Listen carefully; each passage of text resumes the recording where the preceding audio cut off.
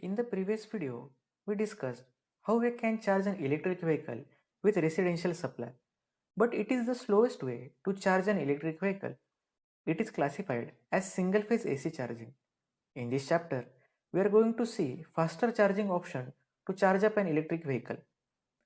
The supply at our home is single phase AC supply. The maximum power that can be drawn from it 7.2 kilowatt. Multiple factors limits the maximum supply to 7.2 kilowatt, like domestic infrastructure, capacity of energy meter, thickness of conducting wires, and protection circuit. The 3.3 kilowatt charging option is the ideal consumption rate, assuming that you have other appliances running in your home while you are charging your vehicle. What if we wish to charge our vehicle at maximum available power of 7.2 kilowatt? There are two things to keep in mind before going ahead. First, you will have to apply for separate energy connection to charge your car and make sure all the wiring and components with that connection are compliant with 32 ampere current rating. Second one is, not all vehicles have option to be charged at 7.2 kilowatt. This is because of limitation of onboard charger.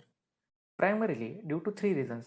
It increases cost of the vehicle, occupies more space, and increases weight of the vehicle. Some vehicles like Hyundai Kona or MG ZS EV in India and many European models are compatible with 7.2 kilowatt onboard chargers. The overall block diagram of charger is remains same like 3.3 kilowatt.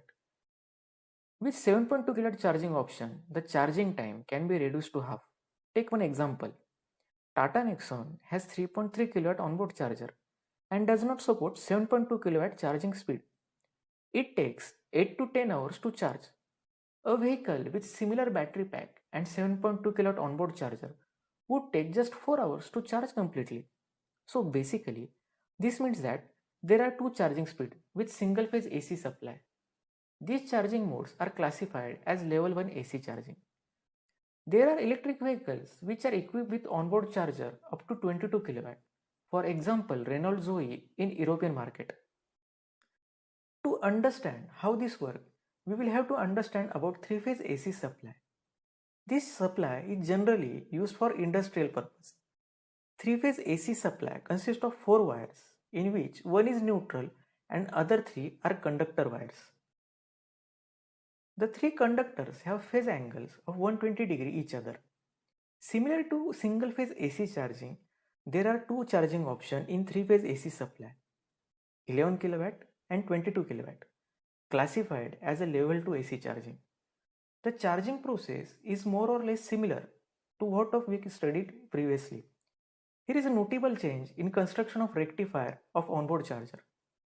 Very few vehicles are compatible with onboard charger above 7.2 kilowatt. So, how three-phase AC supply is relevant in EV context? Up to this point, we are talking about charging single electric vehicle. But what if owner have 2 to 3 EVs which have to charge simultaneously? Three-phase AC supply can cater multiple outlets from one charging unit, where user can use single charging unit to charge 2 to 3 vehicles simultaneously without waiting to charge his vehicle one by one. These systems are most suitable for apartments where parking is common for vehicle and multiple vehicles need to be charged simultaneously. Also in commercial charging station, three-phase AC supply is crucial. Upcoming EVs being developed rapidly, and in next few years, onboard chargers will improve and 22 kilowatt AC charging option will be common in EVs. From the above discussion, we come up to point that by shifting to three-phase AC supply, we can provide up to 22 kilowatt charging rate.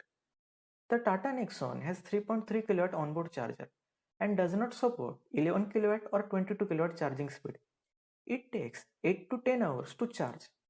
A vehicle with similar battery pack and 11 kilowatt onboard charger would take just 3 hours to charge completely.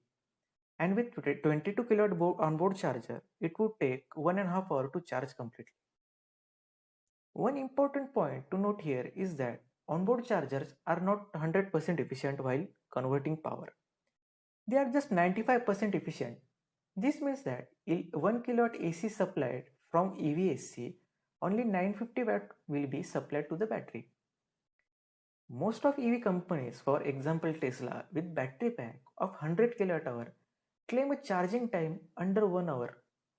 How can such rapid charging speed are achieved? We will discuss more about in next chapter about DC charging.